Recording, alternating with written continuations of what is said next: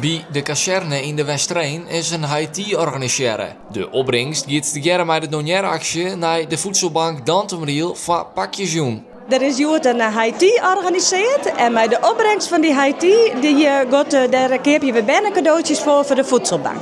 Omdat we graag willen dat elk band een mooi Sinterklaasfeest had. Nou, ik vind het een heel mooie actie. Hè? Net alle banken hebben wat kregen met Sinterklaas. Dus dat dit een beetje helpen kan. Hè? En we kregen direct nog wat van waarom. Dus het is helemaal mooi. En is er wat lekker eten? Ja, heerlijk. Ik kan hem een paar dingen mooi, hè. Wat hebben we gewoon? Iets van kwark.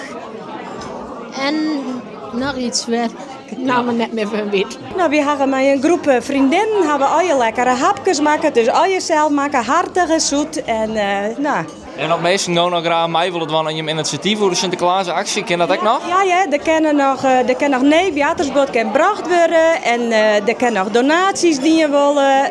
Pooiskaarten kan nog inleveren worden. En waar ken dat? Op een Salome Levenstraat 80 kan dat inleveren worden. En wat kan meestal dan inleveren? Volle pooiskaarten. En donaties ben welkom. En nevenjatersbord.